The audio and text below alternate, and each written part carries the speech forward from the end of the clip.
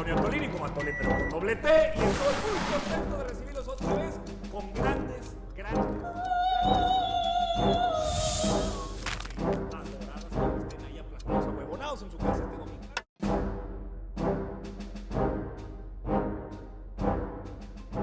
Amigas, amigos de La Tanqueta, sean ustedes bienvenidas, bienvenidos a la edición número 11 en un programa muy especial, porque María José Alfonso se está dando después del super viernes que vivió el partido Movimiento de Regeneración Nacional. ¿Cómo están? Bien, muchas gracias. Feliz de estar con ustedes y con La Tanqueta y con quienes nos ven una vez más. Felices con el resultado, sin duda, y es que ya tenemos coordinadores de la transformación en cada uno de los estados. No sé si les gustaría dar algún comentario inicial al respecto del proceso más democrático en la historia de México para definir aspirantes a una gobernatura. Sí, ya decía fuera del aire con ustedes que es algo completamente inédito en la historia democrática y de la vida pública de México. O sea, ¿cuándo habíamos visto transmitido en vivo desde medios de comunicación, desde redes sociales, un proceso en donde un partido político nacional, que además es el que tiene más poderío en todo el país, abre las puertas, transparenta sus procesos democráticos, le enseña a todos cuáles son las reglas, le enseña a los participantes cómo va a ser la metodología de estas encuestas, de estas mediciones? Antes la gente, yo le decía a mi amigo Sebas Moreira de la producción, Por aquí va a salir. que antes la gente estaba al filo del sillón a las 9 de la noche viendo Big Brother, viendo la novela de las 9, y pues ahora están viendo la encuesta de Morena. Impresionante lo que pasó el viernes. Tú lo viviste por ahí, María José. ¿Cuáles son tus impresiones del proceso? ¿Estamos contentes? ¿Se ve mucha salud democrática en el país? Muchísima. La verdad es que sí fue impresionante ver a los medios de comunicación más de 13 horas esperando en el lugar a que fueran saliendo los resultados. Sabemos que el Comité Ejecutivo Nacional tenía programadas ciertas horas para anunciar a cada estado, pero pues bueno, a veces es mucho más complejo, ¿no? De pues tener ahí a todos los aspirantes, mujeres y hombres. Entonces, pues como sabemos, se fue retrasando, pero los medios no se movían. De verdad había una cobertura impresionante, todos estaban ahí. Todos, a propósito de lo que estamos platicando, pues medios que no son precisamente afines a la 4T, medios que día y noche golpean al movimiento de la transformación, pero en el día en que nuestra dirigencia nacional anuncia los resultados están sin moverse de ahí. Habían no sé qué canal transmitiéndolo a las 4 de la mañana en vivo, o sea, una cosa verdaderamente inédita, y como ya lo decían, pues es la primera vez que vemos un proceso de esta naturaleza. O sea, cuando vimos que en los tiempos más duros del priismo, pues tuvieran a todo el país pegados a la televisión esperando los resultados, pues eso no pasaba. Lo que pasaba era que quien estuviera en turno decía va y todos acatando, ¿no? Ayer la verdad es que vimos una lección de democracia interna y de muy buena salud de un partido político en la interna de Morena. Sí, yo al respecto destacaría también por la transparencia de la metodología de las encuestas. O sea, me parece importantísimo decir y mencionar que a los aspirantes se les señaló: estas van a ser las reglas del juego, estas van a ser las formas en las que se van a configurar las distintas encuestas, estas van a ser las empresas espejo, y la verdad es que vimos una equivalencia en cada una de las encuestas, y eso llevó a que casi todos los aspirantes aceptaran con mucha normalidad democrática el método. Y entonces vemos cómo a partir de la cuarta transformación, cómo a partir de Morena el pueblo se sigue politizando, porque efectivamente eso parecía Partido de América Chivas o el Big Brother, todo el mundo estaba pendiente.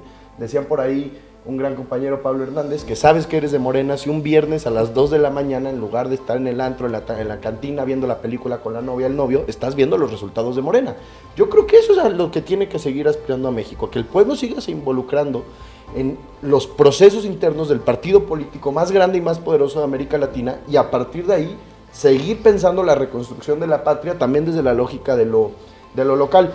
Ahora bien, yo también destacaría, ayer los medios de comunicación, como bien mencionaba Majo, conservadores estuvieron dando toda la cobertura, pero obviamente queriéndole meter su ángulo.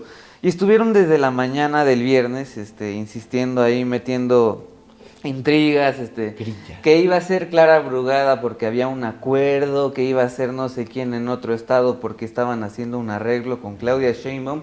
Y es verdaderamente absurdo porque es cuestión de leer la convocatoria que en su momento se emitió y de leer los lineamientos que el INE le impuso a Morena y a todos los partidos políticos, y es cuestión de contrastar para saber que lo que ayer se presentó pues fue consistente con lo que se había anunciado que pasaría. Seguramente hay gente que tiene dudas de en algunos estados por qué fue mujer o por qué fue hombre si otro tenía mejor preferencia, y es que el INE, el Instituto Nacional Electoral, pues recientemente, no hace muchas semanas, pues dicta esta medida a todos los partidos políticos que van a incurrir en las elecciones de 2024, y es que de los 9, siempre tiene que haber paridad, pero aquí específicamente se mencionó que de los 9 estados que van a elección de gobernador, 5 tenían que ser para una mujer.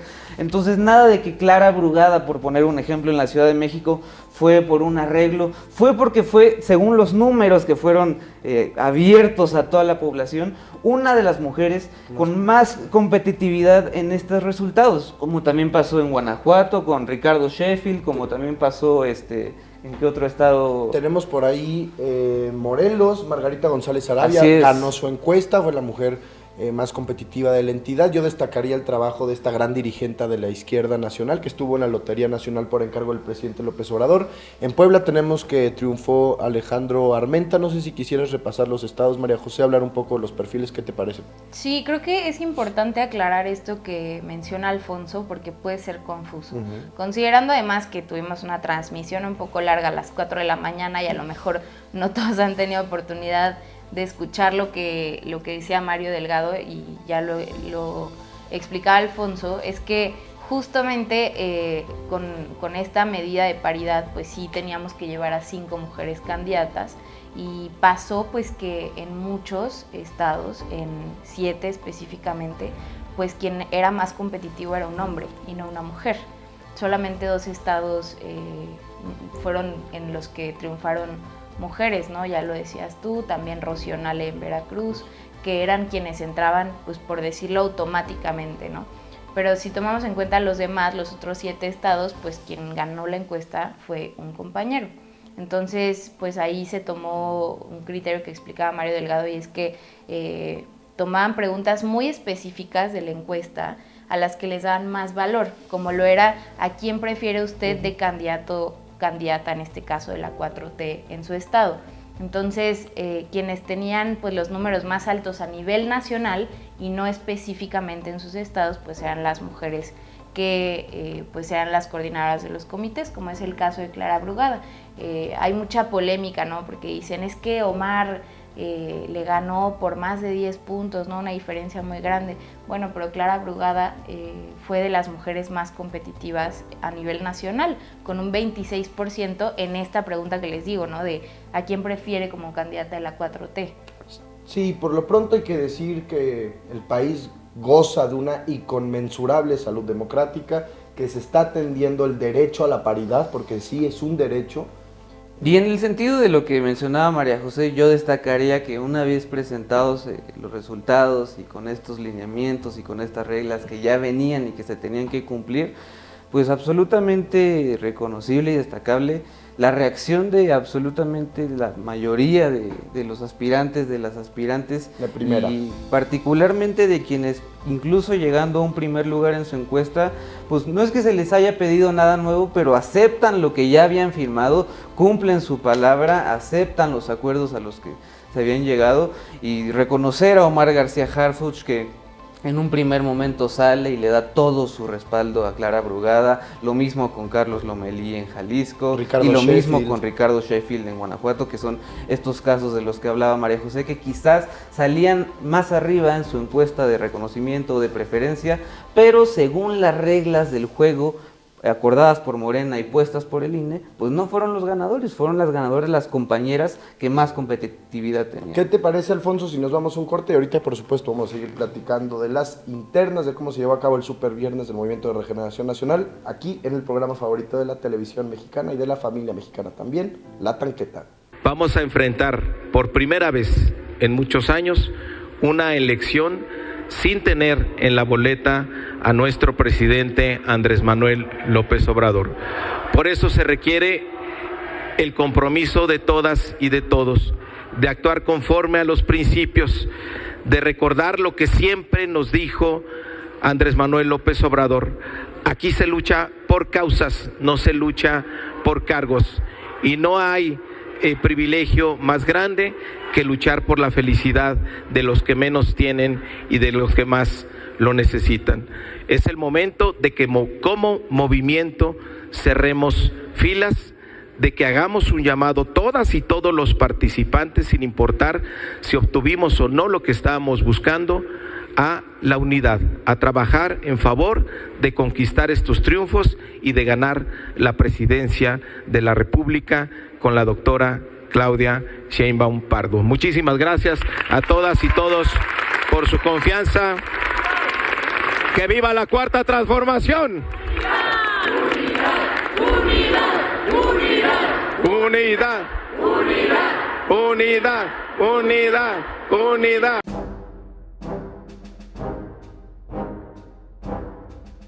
Bueno, pues ya estamos de vuelta aquí en este segundo bloque de La Tanqueta y no sé si les parezca que sigamos abordando este tema tan interesante que fue el Super Viernes como vivió Morena.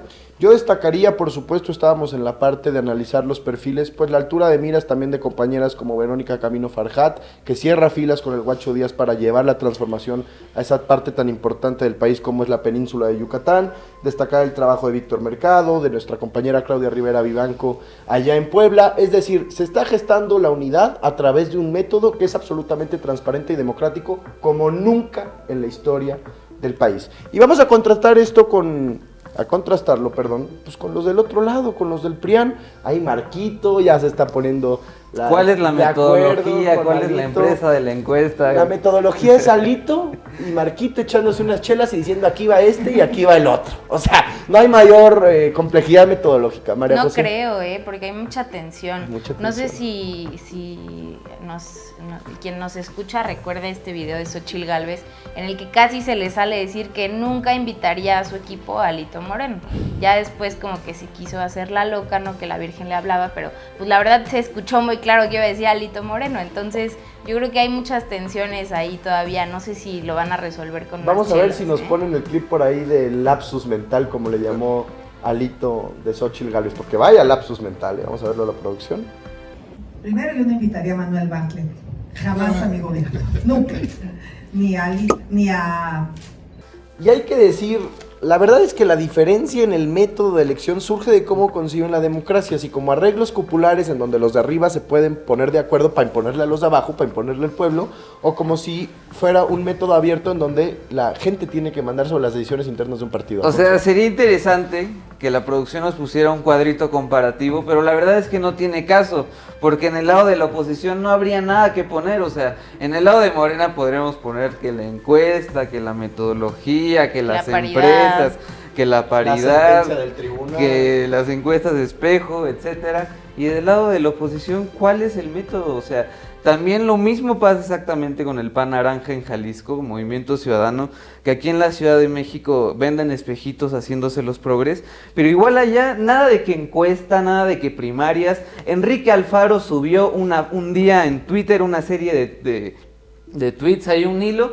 con todos los candidatos de MC visitándolo en Casa Jalisco, pues apadrinándolos. O sea, dando la bendición. Es un descaro absoluto y todavía se atreven a decir que lo de Morena es una farsa. Sí, es una visión totalmente patrimonialista de la política. Y pues MC es ese partido tan raro que tienes a Salomón Chertovisky dando la bataqueada, Alfaro señalando con el dedazo, Dante Delgado viendo de dónde recoge cascajo. Supuestamente su banderita es la del progresismo y fueron el único partido que impugnó ante las autoridades electorales la de la paridad. Es que o sea, según es el partido más feminista de México, pero no les gusta la paridad de género. Ni modo, ahora a ver de dónde sacan 5 candidatas.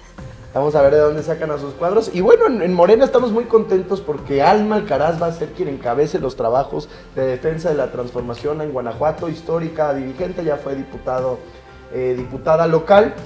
Y hay que decir que Guanajuato ha sido gobernado 33 años por uno de los panismos más reaccionarios y más conservadores en la historia del país. Es la cuna del yunque y parece que el Movimiento de Regeneración Nacional le va a ir muy bien, en las encuestas vamos muy bien y les vamos a arrebatar Guanajuato, ¿cómo de que no? Yo digo que es posible, además revisando los números, ganar, me voy a adelantar, las 9 gubernaturas, 9 de 9, por ahí podría estar un poquito más parejo en Jalisco y en Guanajuato. Todas las encuestas dicen que vamos a ganar Yucatán, entonces, para lamento de su tía panista y para lamento de su amigo progre, el poderío del obradorismo y de Morena seguirá aumentando en 2024, pero pues así lo quiere la gente. A los amigos del Movimiento Ciudadano habrá que ponerles Lamento Boliviano, ya ven que les encanta esa Lamento canción. Ciudadano. Lamento Ciudadano.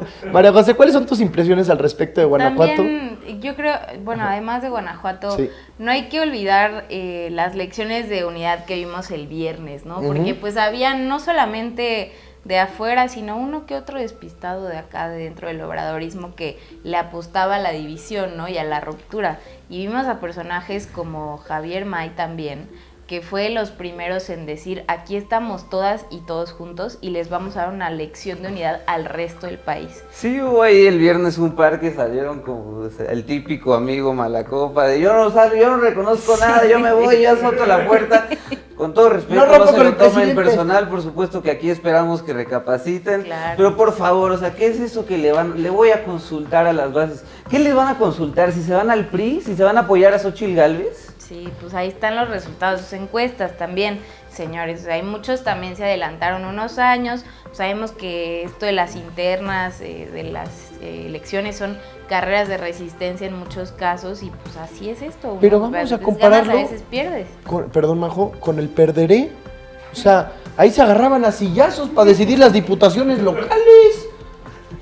Claro que desde la izquierda nacional y popular estamos dando en Morena una lección de democracia. La encuesta es el mejor método para decidir candidatas y candidatos porque le pregunta a la gente qué quiere, le pregunta al pueblo. Ya no es que si el dirigente está operando el embarazo de urnas, porque además cuando tú haces una interna y tienes que ir a una elección, pues muchas veces el INE se mete y atribuye cosas que no le corresponden en la vida interna de los partidos. Se da mucho sectarismo entre los compañeras y los compañeros, y este es el método que más cohesiona al pueblo con las dirigencias de los estados para poder tener candidatos competitivos y competitivas, también formados en el obradorismo y por supuesto respetar la paridad de género. Lo que sí es un hecho es que de este lado tenemos a las mejores mujeres, a los mejores hombres por todo el país para encabezar los esfuerzos en el 2024. No vamos a dar ni un paso atrás enfrente de pues, lo que hay enfrente, ¿no? Que son pues muchos años de cárcel, mucho crimen organizado, mucho fraude electoral, todo lo que ustedes ya conocen. Absolutamente, como dice Majo, aquí en el obradorismo hay competencia, hay muchos perfiles, hay diversidad. Allá en el PAN me imagino que para seleccionar sus candidatos pues tendrán ahí que revisar expedientes y ver quién tiene menos años de cárcel, entonces... Pues sí, ¿a quién le conviene más, no? O Sí, sea, sí. El fuero que les daría mandarlos a competir y en su caso pues ganar, que está muy complicado porque como ya lo decía Alfonso, en la mayoría, o en todas en realidad, en los 9 estados, si revisan las encuestas que se presentaron el viernes, Morena tiene una intención de voto muy superior a la del PAN y a la del PRI. O sea, en los 9 había estados. unos donde Morena 50, 60%, PRI Ya, 5, ¿a qué se PAN presentan, 7, sí, pobrecitos? ¿no? Ya por favor dedíquense a otra cosa. Sí, ya es que después de una vida haciéndolo tan mal, pues sí, yo sí reconsideraría. Vamos a preguntarle a la gente que nos está viendo cómo siguieron el Super Viernes, como le dice Páez, el Super Viernes obradorista. Así es. Si son de alguno de los estados que estuvo en disputa, si quedó a quienes ustedes apoyaban, si apoyaban a alguien distinto pero ahora se van a sumar. Vamos a leer sus comentarios y que ya vamos al tercer bloque. Vámonos al tercer bloque, por favor déjenos un chat, un super chat, un apoyo, lo que ustedes quieran, una interacción con el video para que este programa siga creciendo y pues mandarle un saludo a los dirigentes opositores que van a estar muy ocupados viendo pues qué expediente tiene menos años de cárcel, como dice Alfonso. Entonces vámonos al corte y regresamos aquí al programa favorito de la televisión mexicana, La Tanqueta. Hay muy malos priistas que yo no trabajaría como Bartlett o como Alito. Y pues entonces tenemos una bola de oportunistas que están en un momento y brincan para otro.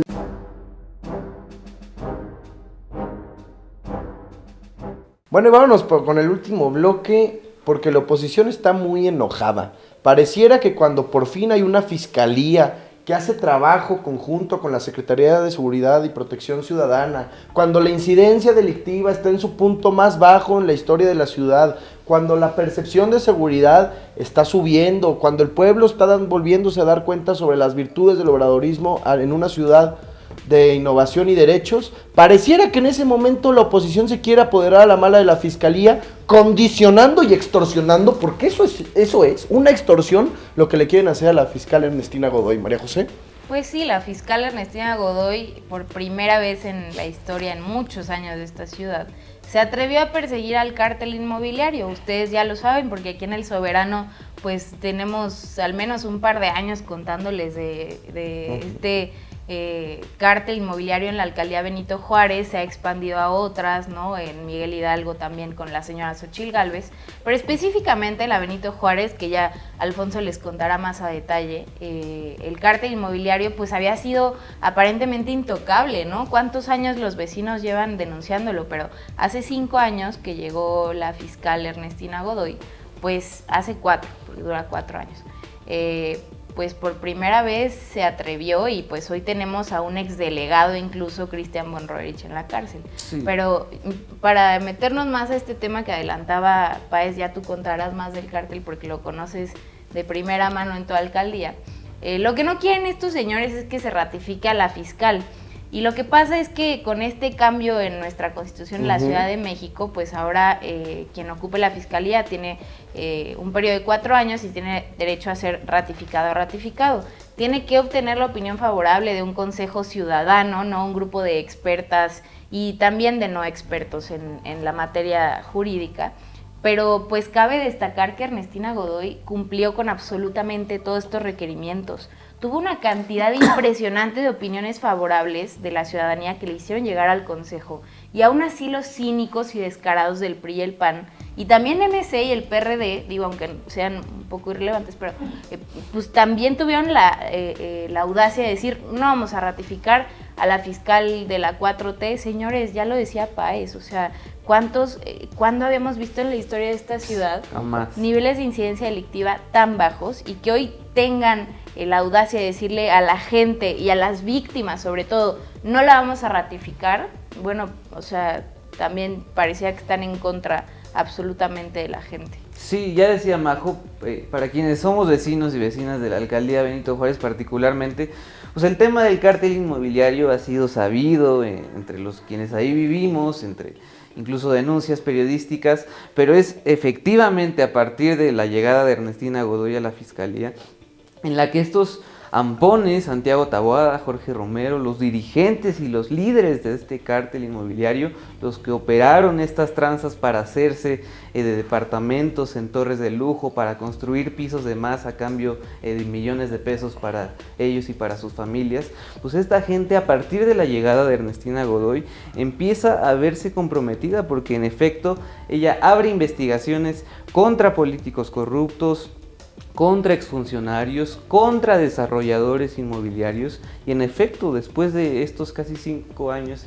4 años de su mandato en la fiscalía, pues ya tenemos nada más y nada menos que el delegado anterior a Santiago Taboada está preso, el hermano de quien quiere ser nuestro próximo alcalde está prófugo, directores generales de obra están presos o con procesos abiertos, ya decía, desarrolladores inmobiliarios, uno muy famoso que incluso se atuvo a un criterio de oportunidad y denunció todas las corruptelas de Jorge Romero, de Cristian Bon, de Santiago Taboada. Entonces es esta misma gente la que hoy está operando toda esta orquestación mediática, política y jurídica para quitar a Ernestina Godoy, para sacarla de la fiscalía, para poner ellos a alguien afín, y que obviamente todas estas investigaciones se vengan abajo. A ver, yo digo porque vivo en Benito Juárez, pero ¿quién va a ser el candidato del PAN, quien ya han destapado como el próximo candidato a alcalde de esta demarcación, está investigado, su nombre aparece, y el de Jorge Romero y el de Santiago Taboada aparecen en estas investigaciones? Entonces, ya decía Sebastián Ramírez, presidente del Comité Ejecutivo Estatal de Morena aquí en la ciudad, sería un precedente gravísimo que estos mafiosos delincuentes pudieran quitar a una fiscal y poner, o sea, ¿a quién van a poner? ¿A Mauricio Toledo? ¿A Jorge Claro. Romero?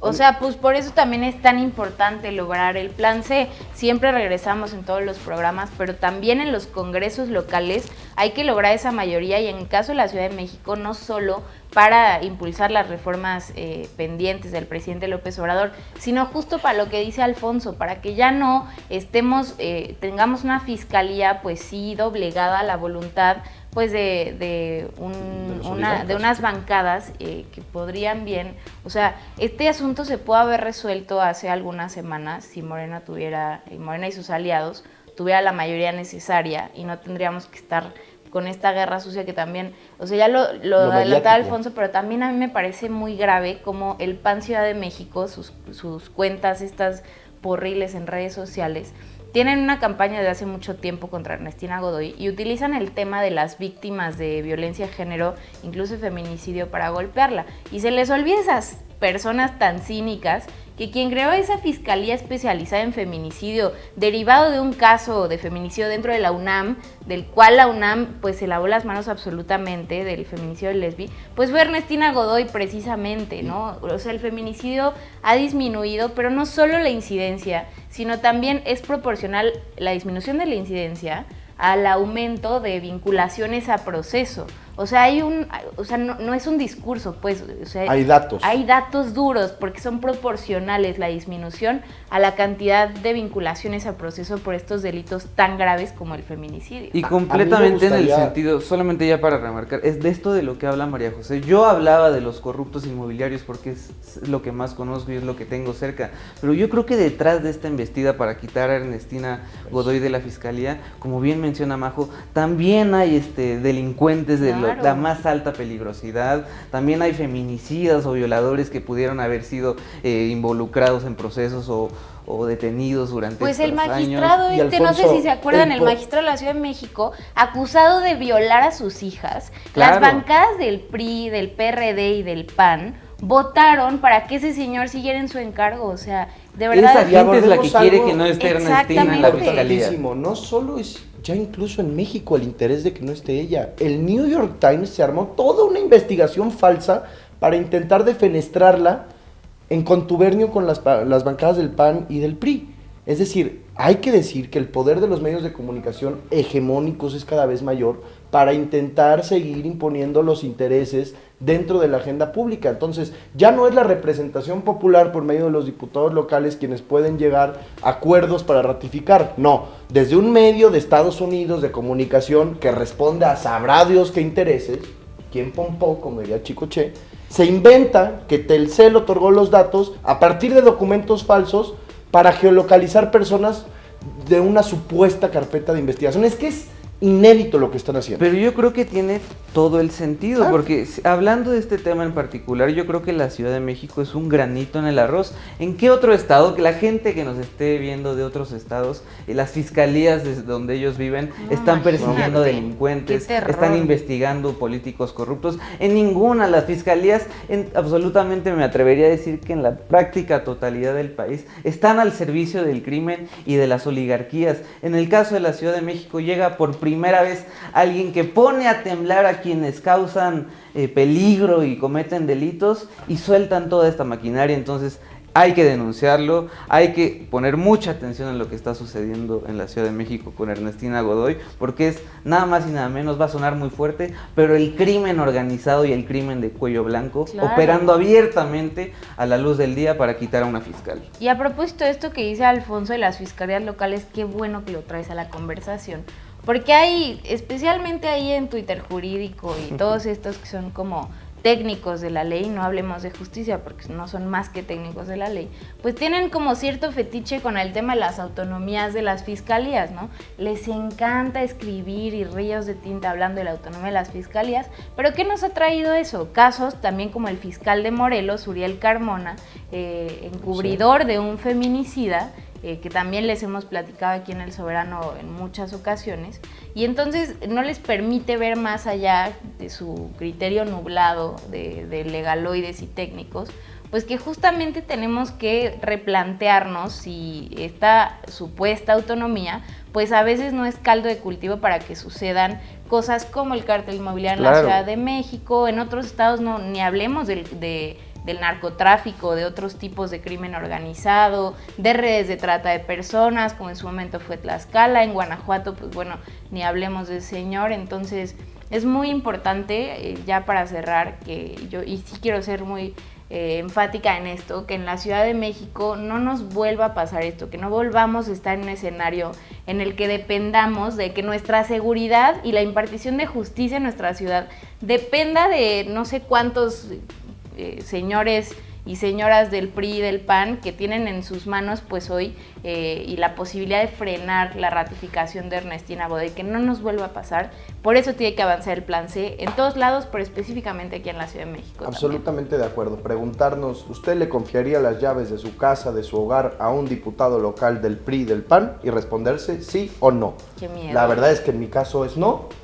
Y Qué por miedo. eso hay que darle con todo al plan C para que Morena cuente con la mayoría calificada que permita a las instituciones seguir haciendo su trabajo como deben hacerlo. Hasta aquí llegamos el día de hoy, querido Alfonso, querida María José. Muchas gracias por estar aquí, muchas gracias al pueblo tanquetero por seguirnos. Nos vemos la siguiente semana, ya saben, el domingo a las 8 por La Tanqueta y El Soberano.